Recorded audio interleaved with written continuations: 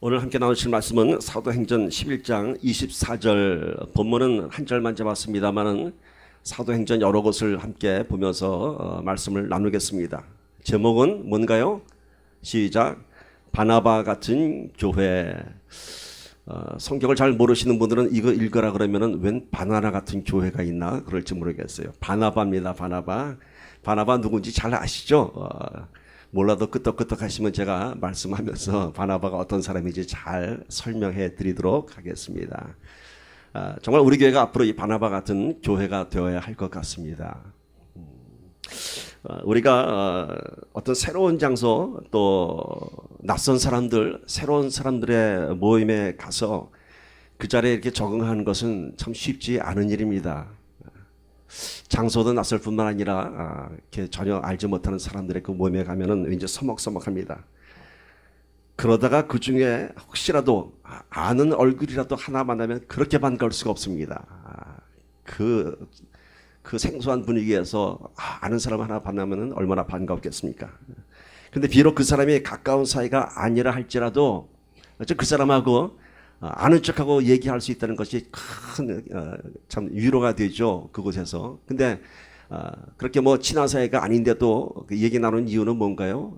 그 생소함을 좀 이겨내기 위한 그런 생각이죠. 그러니까 아무 의미 없는 대화를 하죠. 그러나 그래도 그 사람 만난 게 참 다행이라고 생각합니다. 야, 이 썰렁한 분위기에서 이 사람 만났으니 참 다행이다 하면서 얘기를 풀어갈 것입니다.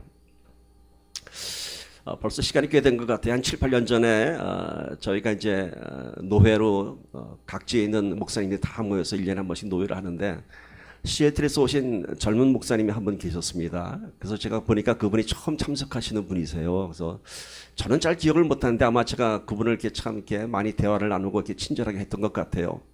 그 목사님이 지금껏 7, 8년이 지난데도 총회 때 노회 때만 모이면 꼭 저한테 얘기합니다. 그때 목사님이 얼마나 고마운지 모른다고 합니다.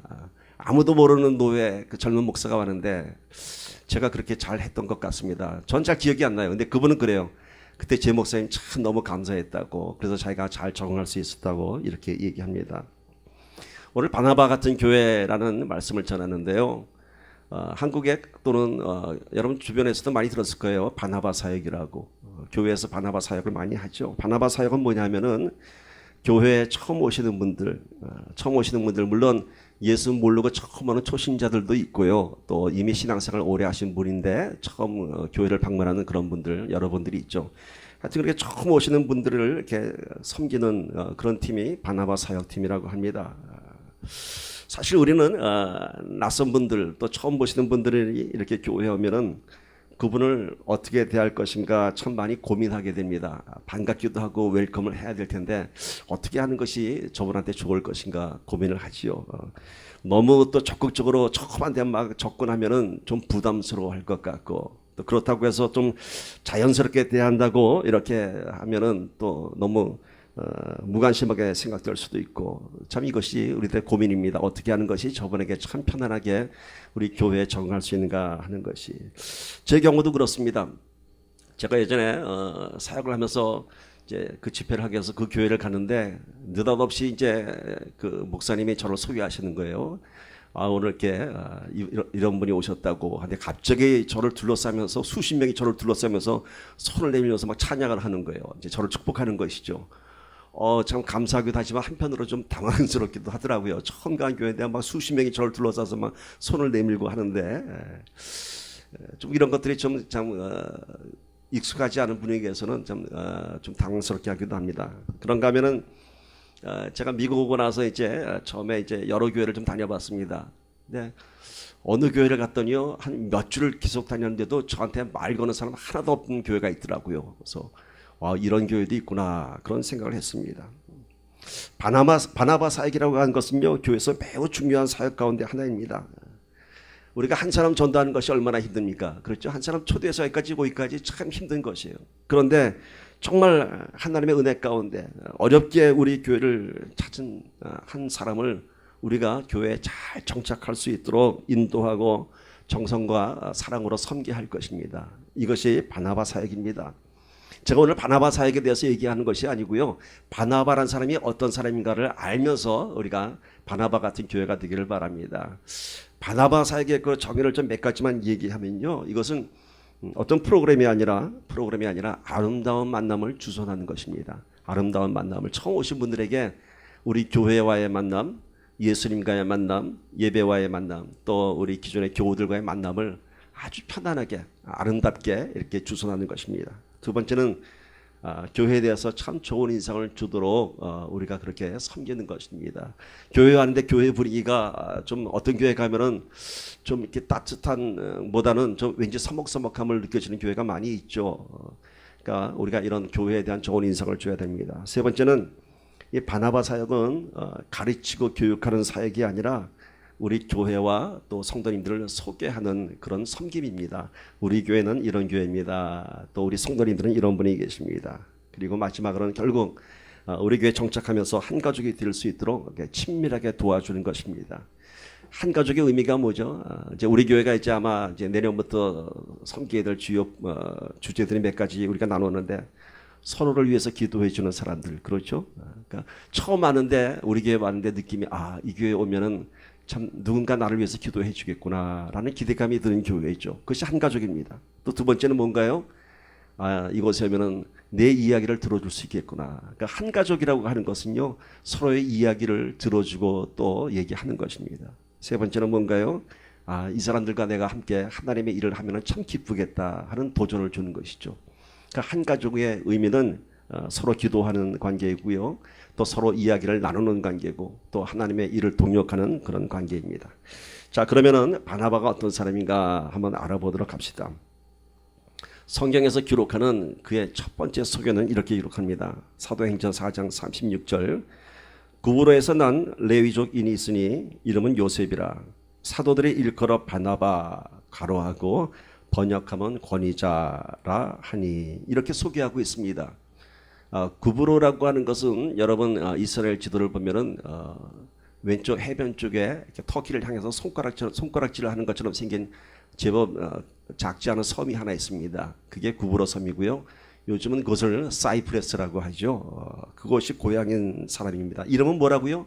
요셉입니다. 그런데 어떻게 소개하냐면은 그의 이름은 요셉이라 하지 않고 사도들이 일컬어, 그러니까 예수님의 제자들이 이 사람 보고 요셉이라고 부르지 않고 바나바라고 부른다고 합니다. 그런데 그 바나바의 뜻이 뭐라고요? 번역하면 권위자이니. 근데 이 권위자의 뜻은요, 뭐 권세 있고 뭐 위엄 있고 그런 뜻이 아니라 위로를 권면하는 사람, 전혀 다른 뜻입니다. 그러니까 바나바의 뜻은 사람들에게 늘 위로하고 품어주고 아주 관대한 그런 사람을 얘기합니다. 자, 사도들이 그렇게 부른다고 합니다. I am Joseph. 난 조셉이라고 하는데 사도들이 같이 지내보더니 조셉보다는 이 사람은 바나바야. 늘 우리를 따뜻하게 대해주고 관대하게 대해주고 위로해주는 사람이야. 그래서 그때부터 사도들이 요셉이라고 부르지 않고 바나바로 불렀다고 합니다. 얼마나 이 사람이 참 위로가 풍성한 사람이고 마음이 따뜻한 사람이면은 자기 이름보다도 자기가 부른 것이 아니라 다른 사람들이, 그것도 예수의 제자들이 바나바라고 부른다고 합니다. 여러분, 우리도 그런 이름 많이 부르지 않습니까? 저 대학 다닐 때 저희 과에 한 친구가 있었는데요, 얼마나 매사에 불평이 많고 불만이 많은지 우리가 그 친구 뭐라고 불렀냐면, 성이 정씨예요. 정불만 이렇게 불렀습니다. 늘 불만이 많아갖고 우리가 불만 일로 와 이제 이랬다고요. 정불만. 아마 여러분들도 그런 이름 많이 기억나실 거예요, 그죠? 우리가 그렇게 불렀던 이름들이 많이 있죠. 근데 되게 그런 이름들은 좋은 이름이 아니고 뭐죠? 되게 나쁜 이름들이었죠. 이렇게 바나바처럼 참 따뜻한 사람, 위로가 많은 사람이 아니라 되게 그 사람이 좀 좋지 않은 면을 우리가 대표해서 얘기하죠. 그런 이름들 뭐가 있을까요? 한번 생각해 보세요.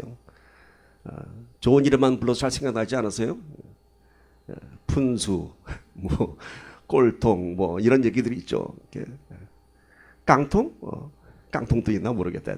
깡통은 공부 잘 못하는 애들 보고 깡통이라 그랬는데, 하여튼 예수님의 제자들이 이 조셉 보고 바나바라고 불렀어요. 그렇게 우리가 다른 별명 부르듯이 그만큼 바나바는 참 따뜻한 사람이었습니다. 성경은 이렇게 그가 모든 사람에게 관대하고 위로하는 성품의 사람인 것을 먼저 소개하고 있습니다. 오늘 바나바의 이런 성품과 캐릭터에 관해서는 도대체 어떻길래 그가 이렇게 바나바라고 불렸는가 하는 것은 이제 말씀을 전개하면서 우리가 알게 될 것입니다. 성경은 바나바에 대한 소개를 그의 따뜻하고 위로가 많은 성품에 이어서 그가 매우 정직하고 또 진실되게 헌신의 삶을 사는 것을 기록하고 있습니다. 그 다음 절이 이렇게 기록합니다. 37절이죠. 사도행전 4장 37절. 아까 36절에서는 그가 바나바라 불렸더라 하고 뒤이어서 곧바로 37절에 이렇게 기록하고 있습니다. 그가 밭이 있음에 팔아 값을 가지고 사도들의 발 앞에 두니라. 자, 그가 자기의 밭을 팔아서 사도들의 발 앞에 두니라. 다 이제 바쳤다는 것이죠. 당시는 초대교회 어떤 상황이었냐면은 여러분 잘 아시겠지만은 모든 사람들이 한 마음과 한 뜻이 되어서 성경에 기록된 그대로 제가 말씀드립니다. 모든 물건을 서로 통용하고 자기의 재물을 조금이라도 제 것이라 여기지 않고 전부 사도들에게 드렸더라. 그런 사람 중에 잘못된 사람이 하나도 없다고 합니다. 다 정직하게 그렇게 자기의 재산을 바쳤다고 합니다. 밭과 집이 있는 자는 팔아서 그 판 것의 값을 모두 가져다가 사도들의 발 앞에 다 두고 그리고 사도들이 각 사람의 필요를 따라 나눠줍니다. 이것이 그 당시 상황입니다. 그러니까 초대교회가 세워지면서 사람들은 거의 공동체 같은 생활을 했죠. 그러면서 재산도 자기 갖고 있는 재산을 다 팔아서 사도들 앞에 다 바치면은 사도들이 또 그것을 다 필요한 사람마다 나눠주었습니다. 이런 예로 들은 첫 번째 사람이 바나바입니다. 제가 지금 말씀드린 그 당시 상황은 사도행전 4장 34절 35절 이야기입니다. 그러니까 제가 오늘 36절부터 바나바를 소개했죠. 그러니까 바나바를 소개하기 바로 전에 그런 상황이었던 것을 얘기하고 바나바가 이런 사람이었다. 그 대표적으로 바나바를 소개하고 있습니다. 그렇게 다 자신의 재산을 팔아서 서로 나눠서 사도들 앞에 드렸는데 그런 사람 중에 바로 바나바가 이런 사람이다 얘기합니다. 자, 많은 사람들이 밭과 집을 팔아서 사도들에게 자기의 그 헌신을 드렸습니다. 그런데 오직 바나바의 이름을 성경에 우선적으로 소개한 것은 첫 번째 우리가 이런 것을 알 수 있습니다. 아마도 그가 많은 재산을 바쳤나 보다. 그리고 두 번째는 뭐라고 얘기해요? 정직하게 드린 것을 성경은 얘기하고 있습니다. 실제로 바나바는 구브로의 그 섬에 아주 비옥한 땅을 많이 갖고 있었다고 합니다. 그런데 우리가 이것은 알아야 됩니다. 재산을 많이 바쳤기 때문에 성경이 그를 소개한 것이 아니라 그 많은 재산을 하나도 숨김없이 정직하게 드린 그의 진실된 헌신을 기록하고 있습니다. 여러분, 많이 들여서 기록한 것이 아니라 뭐죠? 그 많은 재산임에도 불구하고 조금도 숨기지 않고 다 드렸다는 것이에요. 이것이 중요한 것입니다. 그래서 그 뒤에는 바로 5장 들어가면서 무슨 사건이 기록되는지 아세요, 여러분? 그 무서운 아나니아와 그의 아내 삽비라의 이야기가 기록되고 있습니다. 바나바가 이렇게 정직한 헌신을 했는데 한편 아나니아라고 하는 사람과 그의 아내 삽비라는 역시 자신의 재산을 팔았지만은 사도들에게 바칠 때 어느 일부분을 이렇게 숨겼죠. 그랬을 때 베드로가 얘기합니다. 네가 어찌하여 숨겼느냐. 베드로가 그것을 알게 되었습니다. 성령께서 다 알려주신 것이죠. 그리고 어떻게 됐죠? 아나니아 삽비라는 그 거짓이 들춰지자마자 고백하면서 그 자리에서 영원히 떠났다고 합니다. 참 두렵죠. 이거 보면은, 그죠? 참 이거 보면서 두려워하는 사람들 많습니다. 내가 하나님께 드리는 것에서 조금이라도 거짓이 있으면 이렇게 죽는구나. 우리는 이 사건 보면서 참 많은 퀘션이 듭니다.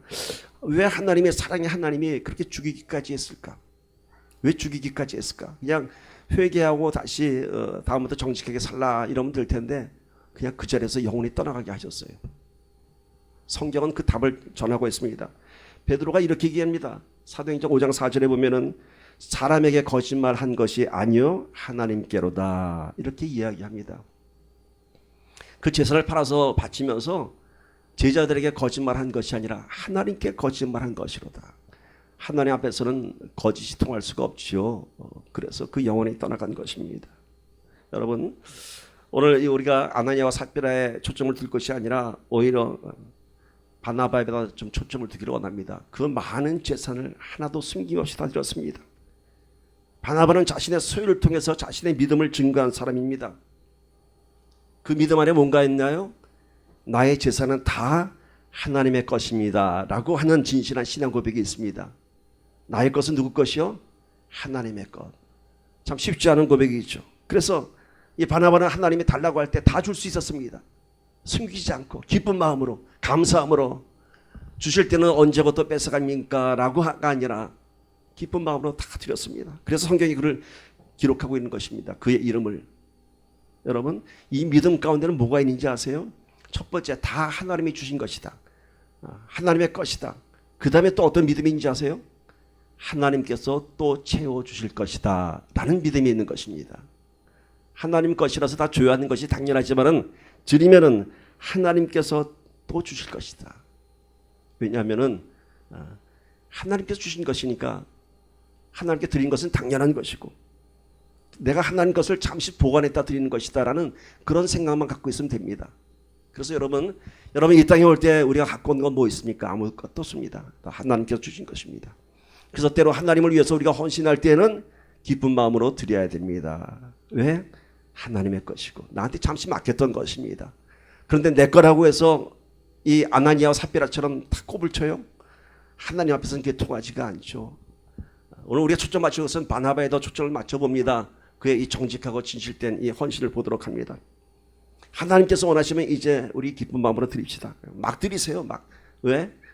하나님이니까 드리는 거예요 우리가. 그리고 하나님은 그냥 채워주지 않죠. 30배, 60배, 100배로 돌려주신다고 합니다. 이런 expectation, 이런 기도가 있어야 합니다. 제가 재미있는 얘기 하나 할게요. 저희 대학 다닐 때는요. 저희는 참 용돈도 궁했고요. 또 아르바이트 하는 자리도 그렇게 많지 않았습니다. 저는 이제 그때 아이들 과외 공부 가르치면서 조금 용돈을 벌었는데 그래서 학기 초가 되면 아이들이 갑자기 주머니에 돈이 많아집니다. 왜 많아지는지 아세요? 책 산다고 책값 좀 띄워 먹고 그리고 심하면 이제 어떤 날은 참 거금의 돈이 주머니에 있을 때가 있습니다. 바로 등록금입니다. 그 등록금 갖고 와서 그날 탁 등록하면 되는데 그게 저 그 돈에 있다는 게 막 가슴에 쿵쾅쿵쾅 뜁니다. 한 번은 어느 아이가 등록금을 갖고 왔습니다. 나 오늘 등록금 갖고 왔어. 이것 좀 봐. 그때 우리 등록금이 한 30만 원 돈 된 것 같아요. 그 당시 우리 학교 다닐 때는. 그랬더니 한 부잣집 아이가 그럽니다. 야, 오늘 그것 좀 쓰자. 내가 갚아줄 테니까. 부잣집 아이가 내가 좀 내일 집에 돈 타 줄 텐데 내가 오늘은 돈이 없으니까 그거 갖고 우리 오늘 좀 술 좀 마시고 그러자 그럽니다. 그러니까 이 애가 그걸 숨기는 것이 아니라 좋지 쓰자 하는 거예요. 왜? 부잣집 아이가 갚아준다니까. 그래서 그냥 가서 이제 뭐 먹기 시작했는데 이 등록금 갖고 내가 그러는 거예요. 더 먹어, 더 좋은 데 가자. 막 이러는 거예요. 왜? 믿음이 있는 거예요. 뭐 얘가 갚아줄 거니까. 그러니까 오늘 쓰는 건 자기 돈 날아가는 거 아니에요. 그러니까 막 가자는 거예요. 막 가자는 거예요. 옆에 있는 저희들도 한편으로 마음이 좀 그랬지만은 뭐 하여튼 가치니까 다 가서 이제 하여튼 뭐 그 아이가 갚아주긴 했지만은 여러분 부잣집 아이가 갚아준데도 막 아낌없이 막 퍼는 거예요. 막 더 좋은 데 가져가는 거예요. 오늘 하나님이 달라고 하는데 여러분 안 주시겠어요? 하나님 갖고 가세요. 왜? 얼마큼 준다고요? 30배, 60배, 100배 주니까. 이런 실제적인 간증이 있습니다. 오래전에 한국의 강남땅이 개발되기 이전에 저는 그 개발되기 이전에 강남땅을 가봤습니다. 그 당시 다니던 버스가 유일한 뭐 60몇 번인가 버스가 있었는데 봉은사, 지금 봉은사 앞에 뭐 어마어마한 동네가 돼 있죠. 테헤란로고 거기에 막 먼지 풀풀 날리면서 버스가 오던 시절이었어요. 거기에 강북에 있는 제법 큰 교회입니다. 아주 큰 교회입니다. 충현교회를 제가 기억하고 있습니다. 김영삼 대통령이 나가셨던 교회인데 그 교회가 이제 목사님이 참 선견지명이 있었던 것 같아요. 강남으로 교회를 이전하겠다고. 그래서 먼지 펄펄 흘리는 그 벌판으로 교회가 건축을 했어요. 그래서 목사님께서 장로님들은 다 집 팔아서 글로 오세요 라고 했습니다. 많은 장로님들이 순종했습니다. 여러분 어떻게 됐겠어요? 순종해서 그 먼지 펄펄 날리는 봉은사 옆에다가 교회 건축하면서 집을 이사한 장로님들은 어마어마한 부자가 됐어요. 어마어마한 강북의 땅값이 뭐 비교가 안 되죠. 강남의 땅값이 후에는. 그런데 그때 저는 이 강북을 떠날 수가 없어요. 목사님 그냥 멀더라도 제가 다니죠 하신 장로님들은 지금까지 그 집에서 산다고 합니다. 지금까지. 여러분 하나님께서 부르실 때는 한번 믿음으로 다 드려보세요. 그러면 하나님께서 꼭 놀랍게 갚아주십니다. 근데 그래도 아직 마음에 이런 생각 드는 분 있을지 모르겠어요. 나는 아직 못 받았는데요. 나는 아직 뭐 이렇게 크게 받은 게 없는데요. 아마 그럴지도 모르겠습니다. 지금 아마도 받은 건 아무것도 없을지도 모르겠습니다.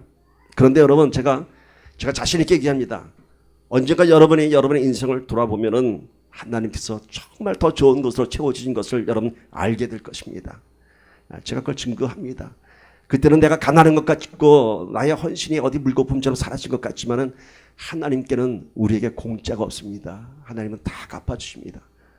먼 훗날 돌아보면 틀림없이 하나님께서 내가 드린 것보다 더 놀라운 것을 채워주신 것을 여러분은 인정하게 될 것입니다. 우리 포라고 에스더 보세요. 세상에 하나도 아니고 곱빼기로 줬잖아요. 여러분 이래도 인정 안 하시겠습니까?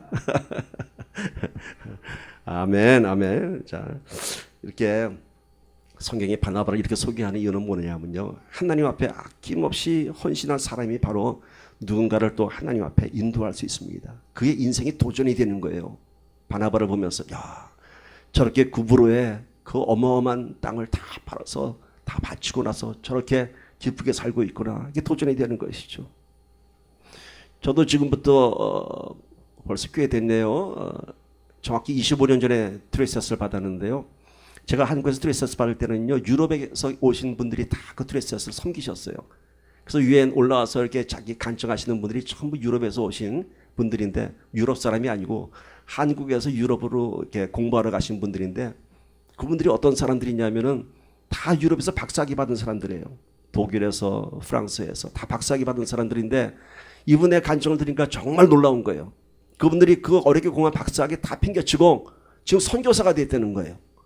그것도 한 명, 두 명이 아니에요. 저희 때는 막 그랬어요. 놀라운 도전이 된 것이죠. 놀라운 도전이 되었습니다.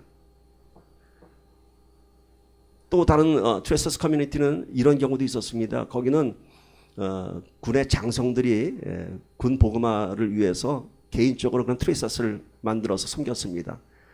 그러니까 그 안에서는 투스타, 원스타들이 참 많아요. 군대 가면 하늘 같은 사람들이 있죠. 그런 분들이 자기 부하였던 직업 군인들, 직업 상사 이런 분들, 나이 많은 군인들을 무릎 꿇고 발을 닦아줍니다. 놀라운 일이죠. 군대에서는 하늘 같은 장군인데 이런 분들이 무릎 꿇고 발을 닦아주는 거예요. 그 사람들이 인생이 안 변할 수가 없어요. 제가 아는 분들은 그 직업 상사에서 그냥 예편하고 나서 곧바로 신학교 가고요, 지금 목사가 됐어요. 그래서 그 장로님, 그 투스타 달았던 그 장로님 섬기고 있어요. 놀라운 일이죠, 여러분. 그러니까 인생에 성공한 사람들이 낮은 자세로 섬길 때 그것이 큰 도전이 되는 것입니다. 그런데 여러분, 꼭 이렇게 인생에 성공한 사람들만이 바나바 같은 사역을 하는 것 아닙니다. 어쩌면 인생에 실패하고 나서 인생의 밑바닥에서 하나님을 만난 사람들의 이야기가 어쩌면 더 큰 도전을 줄 수도 있습니다. 나의 아픔이, 나의 실패가 나의 부끄러움이 되는 것이 아니고 아름다운 헌신이 되는 것입니다. 나의 이야기들을 부끄러워하지 말고 감추지 않고 오직 그 아픔을 통해서 나에게 위로를 주시고 나를 살리신 예수님을 증거하는 것이 집 팔고 땅 팔고 하는 것보다 더 귀한 헌신인 줄 믿습니다. 여러분, 오늘 우리가 이런 바나바 같은 사람이 되어서 내 인생의 모든 이야기들이 누군가에게 예수님을 증거하는 우리의 삶이 되기를 간절히 소망합니다. 이제 성경은 또 바나바를 이렇게 소개합니다. 사도행전 11장에서는요, 그가 참 착한 사람이고 성령과 믿음이 충만한 사람이라고 합니다. 이제 성경 말씀은 뒤에 있도록 하고요. 자, 사도행전 11장에서 바나바를 소개하는 그 배경을 좀 보도록 합시다. 여러분, 지난주에 제가 무슨 설교했죠? 제목이 뭐였죠? 금방 대답이 나오네. 참 감사합니다. 어떨 땐 저도 잘 모르고 물어볼 때도 있어요. 마가의 다락방, 제2의 마가의 다락방이었죠. 누구 얘기했죠? 고넬료와 베드로 얘기했죠. 그래서 어떻게 했어요? 지난주에 이방인에게 드디어 구원이 선포되어 있죠. 이방인들도 방언하게 되고 또 베드로가 세례를 주었습니다.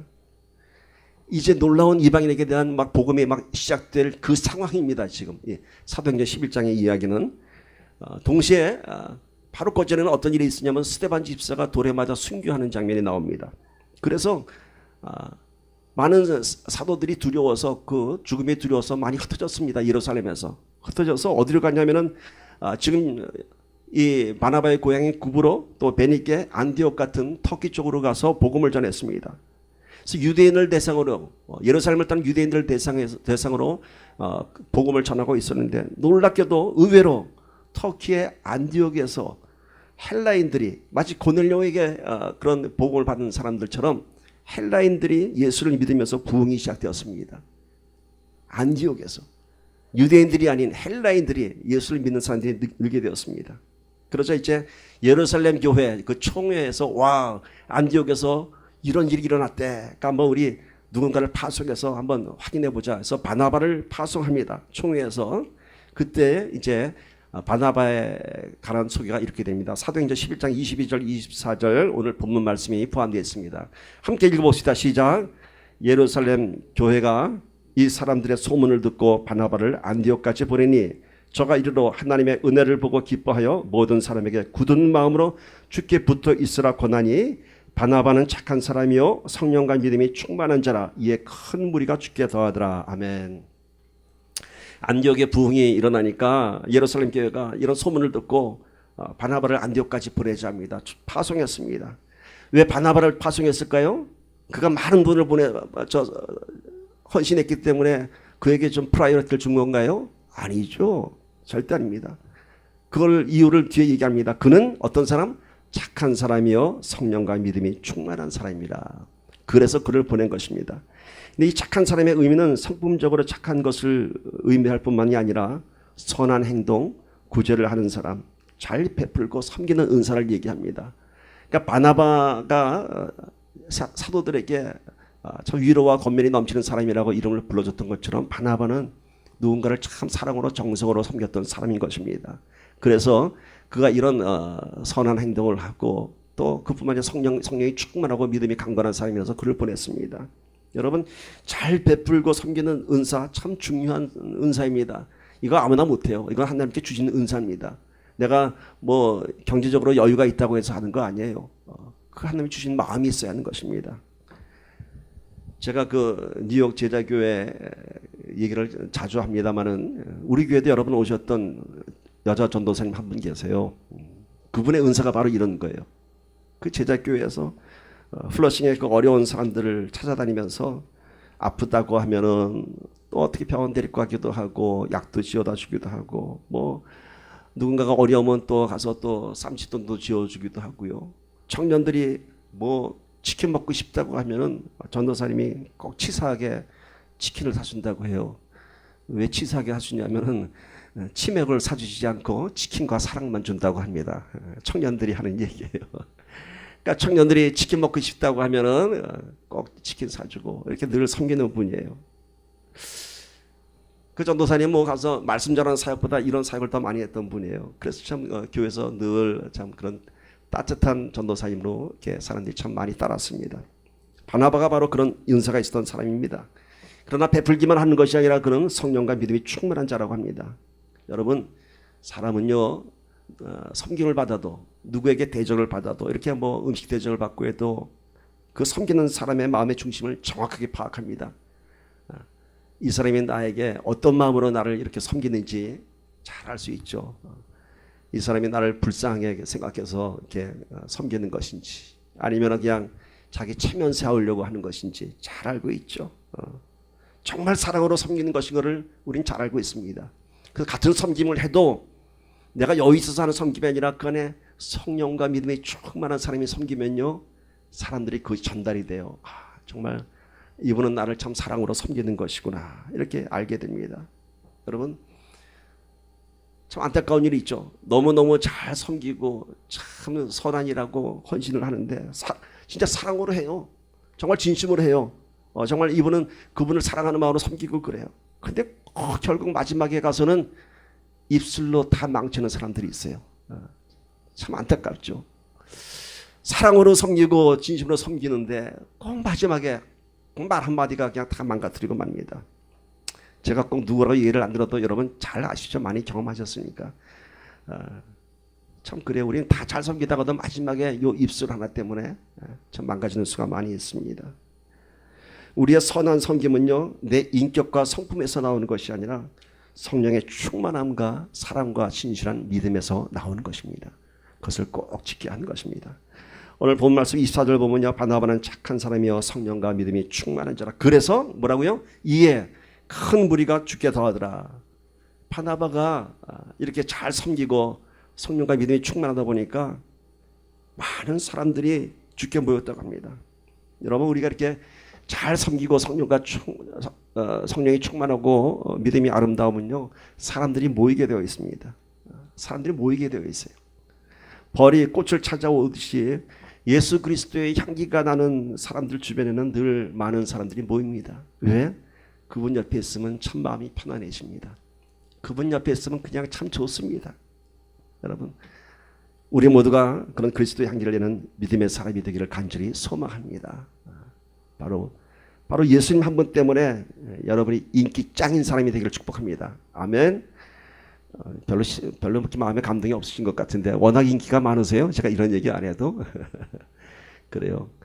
내 안의 것으로 인정받는 것이 아니라 성령 충만함으로 아름다운 헌신으로 그리스도의 향기로 사람들에게 인기만 있는 것이 아니라 그 인기를 통해서 뭐라고요? 사람들에게 예수님을 소개하는 것입니다. 이것이 바로 바나바의 아름다운 성품입니다. 자, 이제 바나바는 또 이렇게 소개하고 있습니다. 바나바는 사람을 세우는 사람이었습니다.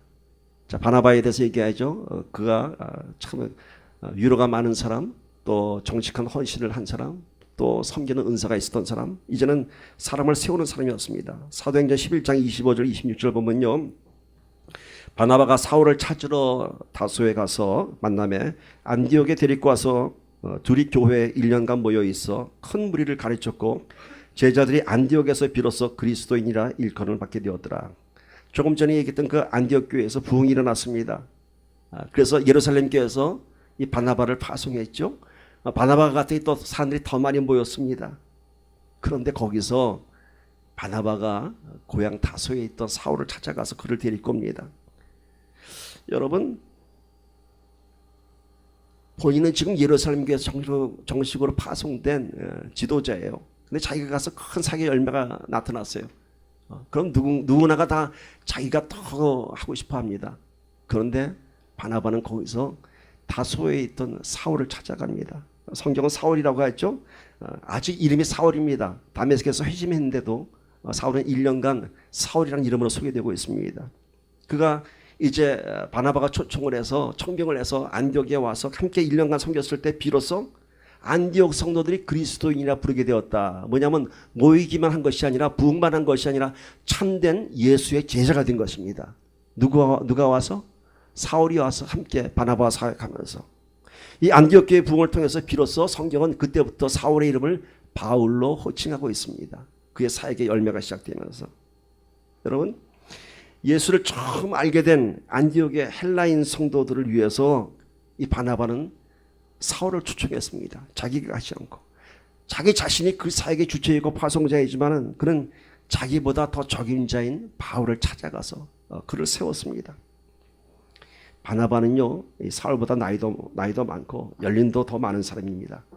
사역의 경험도 더 풍부하고요, 사람들에게 더 존경받는 사람들입니다. 더 덕망이 있는 사람입니다. 그런데 그가 오히려 사울을 초청했어요. 네, 외모로 봐서도 사울보다는 이 바나바가 훨씬 더 사람들에게 호감이 가는 스타일인 것 같습니다. 더 뭐랄까 카리스마도 있고요. 여러분, 바울이 어떻게 생겼는지 아세요? 왜소하고 머리 이것도 없고 좀 아이들이 놀리고 막 그랬죠. 그러니까 바울은 외모가 좀 이렇게 초라했던 사람이에요. 그에 반해서 바나바는 아주 외모가 좋았던 사람 같아요. 왜냐하면은 사도행전 14장에서 루스드라라고 하는 곳에서 이제 바울과 바나바가 함께 사역을 할 때 안진뱅이를 일으켜 세우는 역사를 일으킵니다.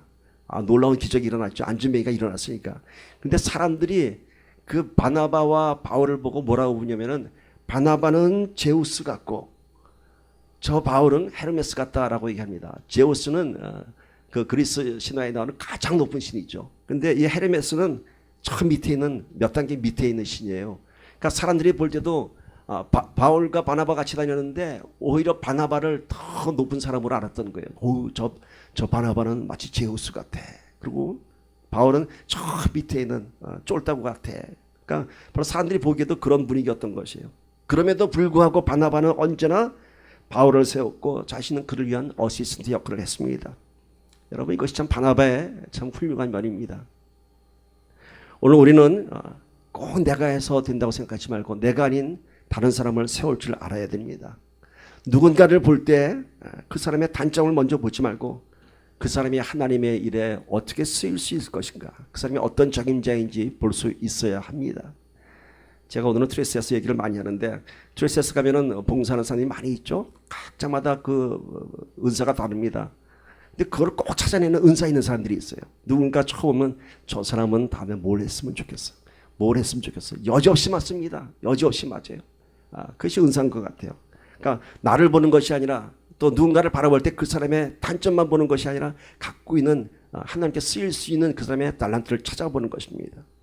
여러분, 우리 교회에 찾아오는 어떤 사람들도 하나님의 인도하심에 따라온 하나님의 사람입니다. 그리고 그 각자에게는 하나님께서 주신 분명히 귀한 영적인 은사와 그런 사명이 있습니다. 그런데 우리는 늘 오면 사람들 보면은 외모를 보게 되고 그 사람을 스스로 평가하게 되죠. 우리들 기준으로. 그죠?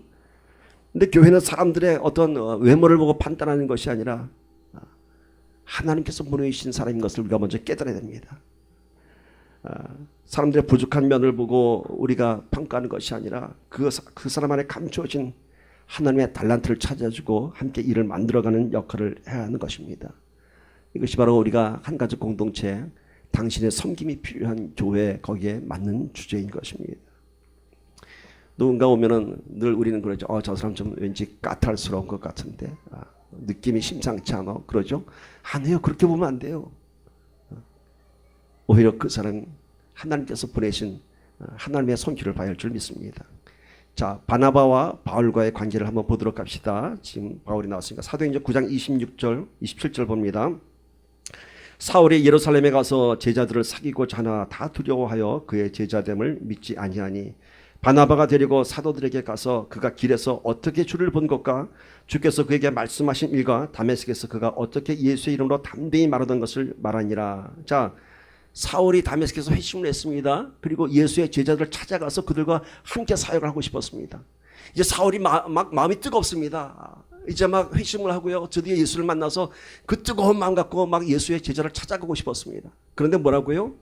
예수의 제자들이 그와 함께하는 것을 원치 않았습니다. 왜냐고? 아직도 사울이 두려웠습니다. 그들을 예수의 제자들을 핍박하던 사울이었습니다. 여러분, 바울이 사울일 때에 얼마나 지독하게 이 예수의 제자들을 핍박했는지 우리가 잘 알 수 있습니다. 어떻게 알 수 있을까요? 어떻게 알 수 있을까요? 후에 바울이 어떻게 예수의 복음을 전했는지 보면 알 수 있잖아요. 그렇게 죽기까지 정말 목숨 걸고 사역한 사람 아닙니까? 그러니까 사울 때 어떻게 했어요? 목숨 걸고 예수의 제자들 잡아 죽이려고 달려들었을 거 아니에요. 그러니까 아주 지독한 사람이죠. 그러니까 예수의 제자들 볼 때는 사울 얼굴만 봐도 막 치가 떨리는 거죠.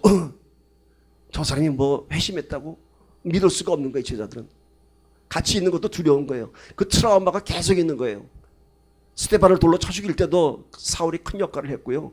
그런 사람이 지금 우리가 같이 다니겠다고? 싫은 거죠. 싫은 거죠. 예를 들면 이런 겁니다. 우리 교회에 어떤 사람이 왔습니다. 근데 소문을 들어보니까 이 교회 저 교회 다니면서 사기치던 사람이라고 합니다. 그런 얘기 들으면 여러분 그 사람 앞에 가까이 가겠어요? 그 사람이 아무리 아닌 척하고 참 웃으면서 제가 회개하고 왔습니다. 막 이래도 겉으로는 우리 그러죠. 잘 오셨습니다.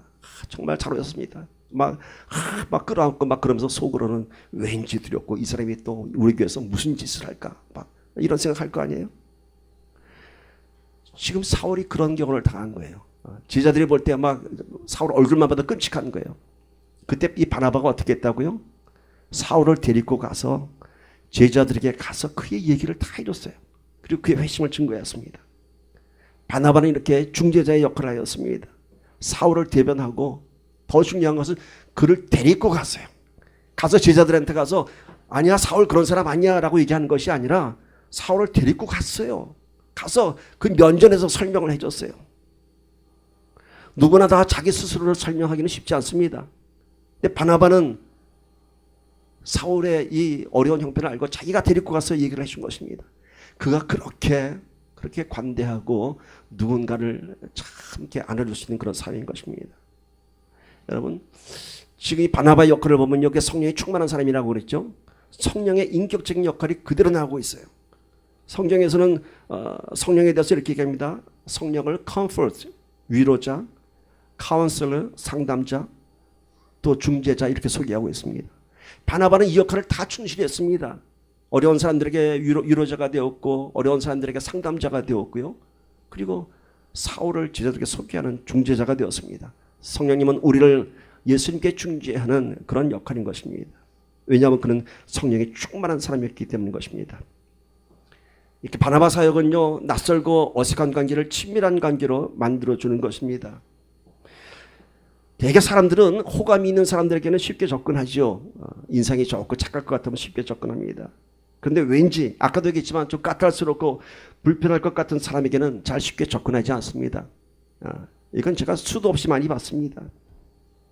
그렇지만 여러분, 정작 우리의 관심과 사랑이 필요한 사람들은 바로 그런 사람들입니다. 까다로운 사람들, 불편한 사람들, 험하게 산 것 같은 사람들. 그렇지만요, 그 사람에게 얼마나 많은 아픈 얘기들이 있을까? 그 사람이 지금까지 얼마나 많은 힘든 시간을 보냈을까? 이런 마음을 품어야 됩니다.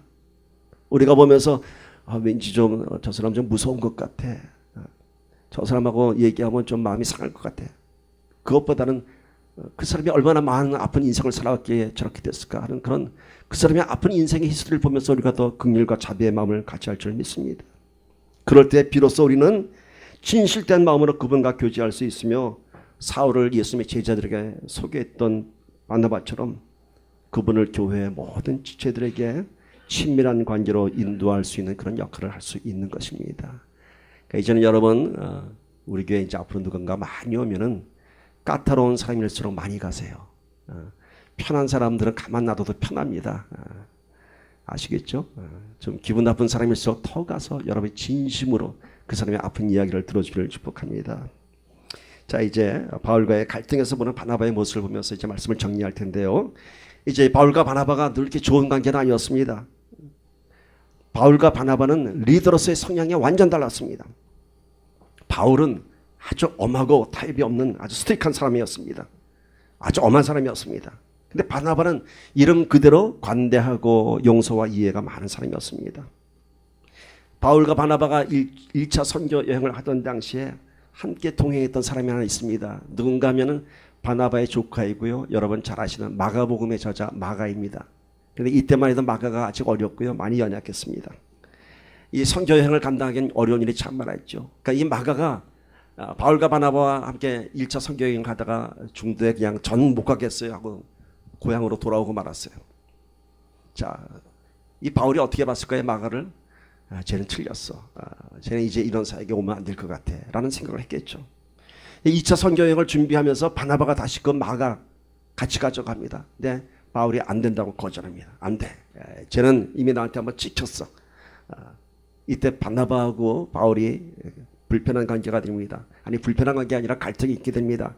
그래서 결국 이 일로 둘은 서로 결별하게 됩니다. 그래서 바울은 신라와 함께 2차 선교 여행을 떠나고 바나바는 그 마가를 데리고 그들의 고향인 구브로로 들어가서 그들의 사역을 감당합니다. 15장 39절 41절에 이 사건이 기록되어 있습니다. 자, 봅시다. 서로 심히 다투어 피차 갈라서니 바나바는 마가를 데리고 배 타고 구브로로 가고 바울은 신라를 택한 후에 형제들에게 주의 은혜의 부탁함을 받고 떠나 수리오와 길리기아로 다녀가며 교회들을 굳게 하니라. 두 사람의 갈등이 있었지만요, 결국은 아름답게 협력하며 선하는 것을 보면서 해피엔딩으로 끝납니다. 우리 먼저 이 장면을 보면서 두 사람의 갈등을 보면서 누가 더 옳았는가라는 판단은 사람마다 다릅니다. 어떤 사람은 그럽니다. 바울이 옳았어. 마가를 버리고 가야지. 마가 데리고 가면 또 망치는 걸. 괜히 기운만 빠지는 걸. 그리고 바나바를 봐서는 그럽니다. 아유, 그렇게 사역하고 이렇게 감정은 다른 거예요. 잘라야죠. 이런 사람들이 있는가 하면은 그래도 마가를 품고 간 것이 잘한 것 같아요. 아마 두 가지 스타일이 있을 것 같습니다. 여러분 보시기에 저는 어떤 사람일 것 같습니까? 얘기 안 해도 잘 알죠. 저 독합니다 보기보다 라고 하면 놀라겠죠. 저는 좀 바나바의 성향이 좀 많이 있습니다. 여러분, 바울은 놀라운 선교의 지경을 넓혔지만은 바나바는 연약한 한 제자를 키웠습니다. 그 결과 어떻게 됐나요? 그 결과 마가는 이 바나바에게 훈련을 받고 정말 훌륭한 제자가 되었습니다. 그리고 자기를 버렸던 바울을 이 마가가 끝까지 바울이 감옥에서 숨겨다가는 그 순간까지 바울을 섬겼습니다. 그래서 마가가 어떤 제자가 되었냐면요, 베드로가 가장 아끼는 제자가 되었고요, 그 마가복음을 쓴 위대한 제자가 되었습니다. 여러분, 바나바는 이 바울에게서 버림받은 마가를 데리고 한 열매를, 귀한 열매를 맺었습니다. 그런가 하면은 바울은 또 자기 나름대로의 또 선교의 지경을 넓혀서 큰 위대한 위협을 만들었습니다. 교회는 바울과 같은 리더십도 필요하고 바나바와 같은 리더십도 필요합니다. 그러나 결국은 협력하여 선을 이루는 것입니다. 바울처럼 진적인 사람인가 하면은 바나바처럼 품어주는 사역도 있습니다. 오늘 저희가 나눈 것은 우리 교회가 바나바 같은 교회가 되기를 소망합니다. 그 안에 바울과 같은 사람이 나오는 것입니다. 여러분, 결국 바울을 누가 키웠어요? 여러분, 바나바가 키웠잖아요. 그 강한 사람도, 그 부드러움 안에서. 이제 말씀 정리합니다. 여러분, 우리 모두 바나바 같은 교회가 또 그 안에 성도가 되기를 바랍니다. 위로가 넘치는 교회가 되고요, 한 영혼을 소중히 섬기는 교회가 되고요, 서로의 이야기를 들어주는 교회, 서로를 위해 힘이 되어주는 교회, 서로를 인정하며 함께 사역하는 교회가 되기를 간절히 소망합니다. 우리 함께 기도합시다.